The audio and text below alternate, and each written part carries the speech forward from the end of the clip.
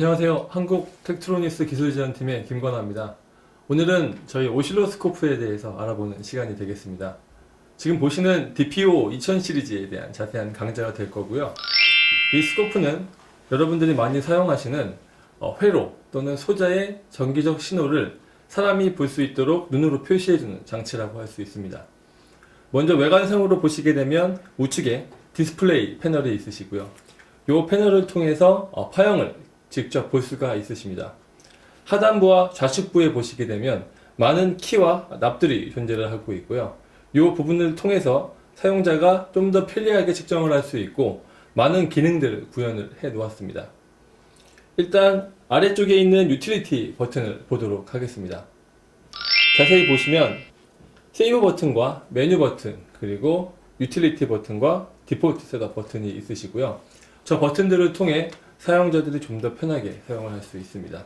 세이브 버튼은 화면에 있는 파형의 모양을 스크린 캡처 형태로 저장하는 버튼이시고요. 또는 화면에 있는 웨이브폼을 로우 데이터 형태인 CSV 또는 WFM 파일 포맷 형태로 저장하는 버튼입니다. 세이브 버튼을 구현하기 위해서는 추가적인 외부 메모리가 필요하시고요. 앞에 보이시는 USB 메모리 스틱에 USB 포트에 메모리를 꼽으시면 되겠습니다. 두 번째 메뉴 버튼을 활성화시키시게 되면 여러가지 추가적인 메뉴가 있으세요. 보시는 바와 같이 처음에 있는 스코프에 대한 세이브에 대한 명령어들, 오른쪽으로 오시게 되면 밖에 있는 버튼들에 대한 셋업이 있습니다. 마지막으로 옆에 있는 유틸리티 메뉴 버튼이 있으시고요. 이 메뉴를 활성화시키시게 되면 보시는 바와 같이 스코프에 기능 외적인 추가 컨피규레이션들이 들어있다고 볼 수 있습니다. 컨피규레이션 부분에서 스코프에 대한 밝기라든지 뒤쪽에 있는 디스플레이의 백라이트의 밝기를 조정할 수가 있으시고요. 아래쪽 부분에 보시게 되면 IO 포트 조정을 통해서 외부에 있는 PC가 스코프를 컨트롤할 때 어떤 포트를 이용할 수 있는지 그런 부분에 셋업이 가능하십니다. 이런 기능 외적인 추가 옵션이 유틸리티 버튼에 있다고 볼 수 있으시고요. 가장 많이 쓰시는 디폴트 셋업 버튼이 있으십니다. 디폴트 셋업 버튼은 사용자가 공장 초기화 상태로 스코프를 되돌릴 때 사용되는 버튼으로 많은 기능과 많은 옵션들이 올라와 있을 때 처음으로 장비를 돌릴 때 사용할 수가 있으십니다. 디폴트 셋업을 누르시게 되면 보시는 바와 같이 장비가 공장 초기화로 돌아가게 되어 있고요. 우측 하단에 보시게 되면 다시 재실행을 할 건지 또는 그냥 이 셋업을 유지할 건지 버튼을 눌러서 확인을 할 수가 있으십니다. 다음으로 보시게 되면 왼쪽에 있는 기능 버튼들이 있으세요. 실제로 이 기능 버튼들을 이용해서 여러분들은 스코프를 측정을 할 수 있습니다. 기능 버튼은 크게 세 가지 블럭으로 나누어지게 되어 있는데요. 아래쪽에 보시는 버티컬 부분과 윗부분에 있는 호리젠탈 부분, 좌측 끝에 있는 트리거 부분, 크게 세 가지 부분으로 나누어져 있습니다. 버티컬과 호리젠탈 트리거 유닛들은 스코프의 근간을 이루는 기본적인 구조라고 할 수 있습니다. 그럼 먼저 버티컬 부분에 대해서 보시도록 하겠습니다. 버티컬 부분은 파형이 들어올 때 스코프에서 보이는 수직축에 관련된 메뉴라고 볼 수가 있으세요. 지금 보시는 바와 같이 측정되고 있는 파형이 화면 바깥쪽으로 앰플리튜드가 넘어가고 있습니다. 이런 경우에 버티컬 쪽에 있는 스케일 납을 돌리시게 되면 파형의 크기를 조정할 수가 있으세요. 이런 식으로 파형의 크기를 조정해서 화면 안쪽으로 파형을 집어넣으면 되겠습니다. 위쪽에 보시게 되면 포지션 납이 있으세요. 이 납을 통해서 파형이 화면에 위치하고 있는 자리를 조정할 수가 있으십니다. 납을 조정하여 파형을 적당한 위치로 조정을 하시고 파형의 크기를 조정해서 파형의 정확도를 좀 더 정밀하게 볼 수 있으십니다. 버티컬 쪽에 있는 메뉴는 눈에 보이는 채널 버튼을 누름으로 인해서 활성화될 수 있습니다.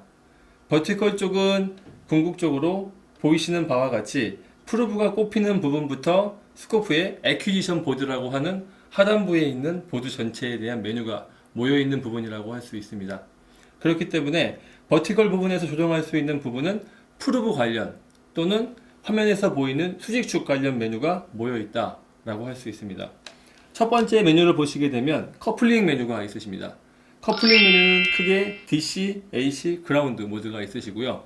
일반적으로 외부에 있는 신호를 그대로 보여주는 형태를 저희는 DC 커플링이라고 얘기를 합니다.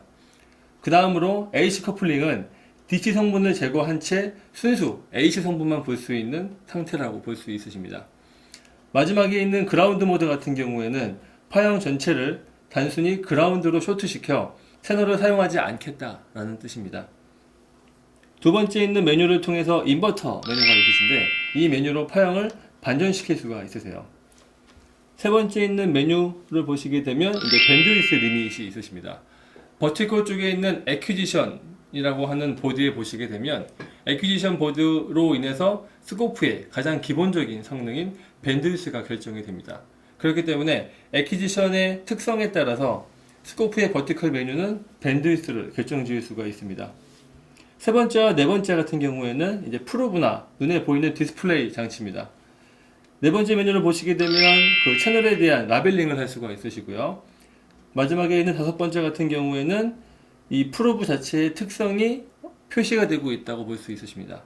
지금 보이는 이 프로브는 10바이 프로브로서 10배 다운 프로브이기 때문에 그 부분을 명기하고 있습니다. 모어 부분에 보시게 되면 여러분들이 납으로 조정했던 스케일 부분과 포지션 부분에 대한 메뉴가 별도로 있으시고요. 추가적으로 아셔야 되는 오프셋과 디스큐라고 하는 메뉴가 있으십니다. 오프셋의 의미는 파형이 시작되는 0V의 위치를 조정할 수가 있으십니다. 오프셋을 눌러서 보시는 바와 같이 우측에 있는 A납을 이용해서 파형을 내리게 되면 시작되는 파형의 위치가 내려가는 걸 볼 수 있으시고요. 우측으로 돌리게 되면 시작되는 파형의 위치가 점점 올라가는 걸 볼 수가 있으십니다. 이와 같이 오프셋을 사용하는 경우는 DC, 아주 높은 DC의 전압에서 그 위쪽에 끼어있는 DC 전원단에 끼어있는 AC 성분, 작은 AC 성분을 측정하시게 될 때 파형 전체를 보기 위해서 오프셋을 낮추어 파형의 높이를 굉장히 낮춘 후에 앰플리튜드를 크게 한 후에 정밀한 측정이 가능하기 때문에 오프셋 버튼은 많이 사용된다고 볼 수 있습니다. 마지막으로 디스큐 메뉴가 있으신데 디스큐란 스큐를 제거하는 작업을 저희는 디스큐라고 말씀을 드리고 있습니다. 디스큐는 즉 채널 간, 채널을 지금 보시게 되면 두 개가 있죠. 1번과 2번 채널에 발생하는 시간적 딜레이 차이를 맞추는 작업이라고 보시면 되겠습니다. 다음은 호리젠탈 부분입니다. 호리젠탈 부분은 화면에 보이는 수평축상의 팩터를 적용한다고 볼 수 있으세요. 디스플레이의 하단에 보시게 되면 정 가운데 부분에 4 마이크로세크라고 디스플레이 되고 있는 게 보이실 겁니다. 이 부분에서 호리젠탈에 있는 스케일 납을 조정하시게 되면 한 칸당 보이는 시간의 양을 조정할 수가 있으세요. 타임축을 길게 하시면 즉 긴 시간 동안의 파형을 볼 수가 있으십니다. 스케일은 시간적 어떤 양을 조정하는 장치라고 볼 수 있으시고요. 포지션 부분은 파형이 시작되는 점을 조정할 수가 있으십니다. 상단에 보시게 되면 T라고 하는 글자가 보이시는데요. 이 T라고 하는 시점은 파형을 수집하기 시작하는 시작점이라고 보시면 됩니다. 향후 포지션 버튼을 이용해서 어떤 파형이 제공되고 있는 시점으로부터 과거 파형이 중요하신 경우에는 왼쪽 부분을 더 많이 보셔야 되고요. 그리고 그 시점 이후부터가 중요하신 분들은 포지션을 앞쪽으로 이동해서 오른쪽 부분은 넓게 해서 파형을 많이 보셔야 됩니다. 호리젠탈 부분에 크게 두 가지 납이 있고요. Acquire라고 하는 메뉴 버튼을 누르시게 되면 파형을 습득하는 부분에 대한 내용이 나와 있습니다. 첫 번째 내용은 Average라고 하는 모드세요. 일반적으로 오실로스코프는 지금 보여지는 화면의 파형은 들어오는 파형을 샘플링해서 샘플링된 상태를 그대로 복원해서 보여주는 샘플 모드입니다. 이 샘플 모드를 보시게 되면 많은 노이즈가 껴있고 문제가 있으신데 에버리지 모드를 구현하시게 되면 파형이 굉장히 부드러워지는 걸 볼 수 있으십니다. 오른쪽에 있는 메뉴를 통해 에버리지를 끄고 킬 수 있고 아래쪽에 있는 에버리지 숫자를 바꿈으로 인해서 평균적으로 파형을 합쳐서 보여주는 횟수를 증가시킬 수가 있으십니다. 옆에 보시게 되면 레코드 랭스라고 하는 게 있습니다. 레코드 랭스는 오실로스코프에서 메모리라고 말씀을 드리고요. 메모리 같은 경우에는 당연히 메모리량을 많은 포인트를 쓰시게 되면 화면에 좀 더 해상도 높게 파형을 볼 수가 있으십니다. 그렇기 때문에 특정 경우에 파형을 더 정밀히 보셔야 되는 경우 레졸루션을 높이시면 되고요. 높이시는 방법은 레코드 랭스를 많이 쓰게 별도로 추가하시면 됩니다. 다음 팁을 보시게 되면 딜레이 모드가 있으세요. 딜레이 모드란 파형이 이루어지게 됐을 때 파형의 위치를 파형이 시작되는 시작점을 조정할 수 있는 장치입니다. 딜레이를 끄시게 되면 순간적으로 파형을 받아서 전체적인 파형만 볼 수 있으시지만 딜레이를 켜시게 되면 어떤 조건으로부터 몇 초 이후에 파형을 받아서 볼 수가 있으세요. 일반적으로 시스템에 보드가 부팅이 된다고 가정을 했을 때 파워가 켜지는 시점을 기준으로 오실로스코프의 파형을 잡았습니다. 그런데 파워가 켜진 다음에 시간이 한참 지나 100 마이크로세컨 정도가 지나 100 마이크로세컨은 일렉트리컬 시스템에서 굉장히 긴 시간이죠.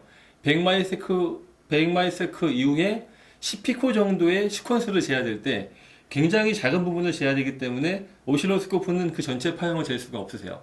100 마이크로세컨을 잡으면 10피코를 잴 수가 없고요. 10피코를 잡으면 100 마이크로세컨가 화면에 들어갈 수가 없습니다. 이런 경우에 딜레이 버튼을 추가해서 100 마이크로세컨 이후의 파형들을 더 자세히 보겠다라는 명령을 줄 수가 있으십니다. 오른쪽에 보시게 되면 딜레이 버튼을 초기화시키는 버튼이 있으시고요. 그 우측에 있는 XY 모드라고 하는 부분이 있으십니다. XY 모드는 과거 오실로스코프가 1번과 2번 채널의 극좌표를 이용한 표시 방법이 지금도 사용될 수 있음을 보여주고 있습니다. 기본적으로 보시는 오실로스코프는 시간적 수평의 흐름과 파워적 레벨인 버티컬 레벨의 조합으로 이루어져 있는데요. XY 모드를 구현하시게 되면 1번과 2번 채널에서 들어오는 앰플리튜드만으로 플랫을 찍어서 파형을 볼 수가 있으십니다. 일반적으로 XY 모드는 파워를 설계하시는 분들이 SOA 커브라고 하는 커런트와 볼테이지 간의 그래프를 보실 때 많이 사용을 하십니다.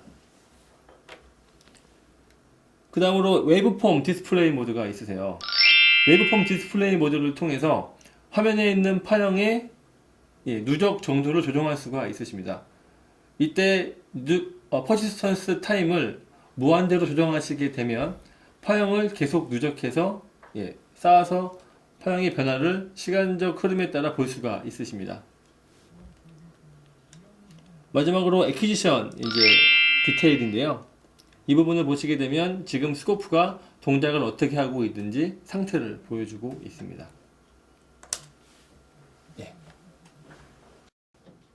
트리거 메뉴를 보도록 하겠습니다. 트리거란 영문을 번역하면 방아쇠라는 얘기죠. 즉 파형을 잡는 시점을 조정하는 메뉴입니다. 트리거 레벨을 통해서 트리거를 거는 조건을 조정이 가능하시고요. 트리거 메뉴를 활성화시키시게 되면 여러 개의 타입의 트리거가 존재하고 있음을 알 수 있으십니다. 맨 왼쪽에 있는 트리거 타입을 보시게 되면 저희 DPO 2000 시리즈는 엣지 트리거부터 펄스 위스, 그리고 런트 트리거, 로직, 셋업 홀드 타임, 라이징 타임, 비디오 트리거, 버스 트리거를 제공하고 있음을 알 수 있습니다. 기본적인 엣지와 런트, 펄스 위스를 이용해서 웬만큼 문제가 있는 파형은 다 디텍팅이 가능하시고요. 이 메뉴들을 통해 엣지 트리거의 소스를 지정할 수 있으시고 엣지 트리거에 대한 특성들을 우측에 있는 메뉴를 통해 적용 가능하십니다. 가운데 있는 커플링이라고 하는 부분은 무엇이냐 하면 트리거 시키는 트리거 시점의 신호에 노이즈가 낄 수 있기 때문에 그런 노이즈를 하이패스 필터 또는 로우 패스 필터를 이용하여 제거를 할 수가 있으십니다. 마지막으로 트리거 모드가 있으신데요. 트리거 모드는 크게 오토 모드와 노멀 모드가 있으십니다. 오토 모드란 트리거가 잡히는 시점에 파형을 보여주고 어느 일정 시간 동안 트리거가 들어오지 않으면 스코프가 스스로 파형을 리프레시 해주는 기능이 있으시고요. 아래쪽에 있는 노멀 모드는 트리거가 발생한 시점부터 그 다음 트리거가 발생하기 전까지 파형을 그 트리거 걸린 이전 시점의 파형을 유지시키는 기능이라고 볼 수 있습니다. 마지막으로 있는 홀드 오프 타임이 있으세요. 홀드 오프 타임은 트리거가 걸리고 그 다음 트리거가 걸리는 시점까지의 유지하는 시간이라고 보시면 되고요. 예를 들어 트리거 홀드 오프 타임이 20 나노세크다 라는 얘기는 첫 번째 트리거가 걸린 시점 이후부터 20 나노세크까지는 트리거가 발생을 해도 화면에서 트리거를 발생시키지 않겠다 라는 뜻입니다. 마지막으로 추가 기능들에 대한 설명을 드리겠습니다. 추가 기능 중에 가장 많이 사용하시는 커서 기능이 있으세요. 커서는 크게 두 가지 모드가 있으십니다. 버티컬에 대한 커서와 호리젠탈에 대한 커서가 있으십니다. 물론 버티컬 커서 같은 경우에는 시간 축상의 측정이 가능하시고 호리젠탈에 대한 커서는 버티컬 쪽에 있는 앰플리튜드 또는 파워 레벨 측정이 가능하십니다. 커서를 이용해서 우측 상단에 보이는 수치를 통해 첫 번째 커서의 위치와 아래쪽에 있는 두 번째 커서의 위치를 알 수가 있으시고 두 커서 간의 차이를 델타 부분에서 볼 수가 있으십니다. 정밀히 움직이기 위해서는 Fine이라고 하는 버튼을 활성화시키시게 되면 커서가 더욱 정밀히 움직일 수 있는 것을 알 수 있습니다. 다음으로 메저먼트 버튼이 있으세요. 메저라고 하는 버튼을 누르시게 되면 정량화된 수치로 측정된 값들을 보여줄 수 있습니다. 애드 메저먼트에 가시게 되면 측정할 수 있는 부분은 호리젠탈에 있는 팩터인 타임에 관련된 수치가 있으시고요. 버티컬 쪽에 관련된 앰플리튜드 관련 수치가 있으십니다. 지금은 기본적으로 프리퀀시 부분을 추가 한번 해보고요. 그리고 앰플리튜드에서 기본적으로 많이 보시는 픽투픽 레벨을 추가를 해서 1번 채널에 어떻게 측정이 되고 있는지를 확인해 보겠습니다. 지금 보시게 되면 화면 우측 하단에 프리퀀시는 967Hz 정도가 나오고 있고요. 볼테이지 픽투픽은 5.1V가 나오는 것을 확인할 수 있습니다. 마지막으로 웨이브 인스펙터 기능에 대해서 설명을 드리도록 하겠습니다. 웨이브 인스펙터라고 하는 기능은 이미 수집된 파형 중에 자신이 보고자 하는 조건이 걸린 파형들이 있는지 확인하는 기능입니다. 즉 웨이브 인스펙터는 파형에 원하는 조건을 마킹을 하고 그 부분을 찾는 서치 기능, 즉 서치 앤 마커 기능이 들어있는 옵션이라고 보시면 되고요. 웨이브 인스펙터를 활성화시키기 위해서는 서치 버튼을 누르시면 하단의 메뉴가 활성화되는 것을 볼 수 있습니다. 하단 메뉴의 서치 부분을 활성화시키시게 되고 이쪽에 보이시는 조건을 걸 수가 있으세요. 지금 보시게 되면 여러 개의 파형이 잡혀 있으신데 제가 이 파형 중에 상승 엣지 트리거에 걸려있는 조건을 잡아보도록 하겠습니다. 일단 조건을 엣지 트리거로 하시게 되고요. 소스를 채널 1번에 고정을 시키신 다음에 슬로프를 상승 엣지로 놔두겠습니다. 스레숄드 레벨을 높여 조건을 만족시키는 부분을 입력하시게 되면 상단 부분에 세모 모양의 화살 표시가 생기는 걸 알 수가 있습니다. 이때 보시는 이 세모 모양의 화살 표시가 바로 제가 입력한 서치 부분에 입력한 조건에 맞는 부분들의 파형 위치라고 할 수 있습니다. 보시는 바와 같이 화면에 지금 총 한 10개 정도의 마커 표시가 됐고요. 아래쪽에 있는 버튼들을 통해서 마커의 위치를 옮겨가며 파형을 직접 볼 수가 있으십니다. 인스펙터 주요 너 바로 왼쪽 하단에 보시게 되면 플레이 버튼이 있으신데요. 플레이 버튼을 누르시게 되면 동영상 같이 파형을 흘러가며 서치와 마커를 진행할 수가 있으십니다.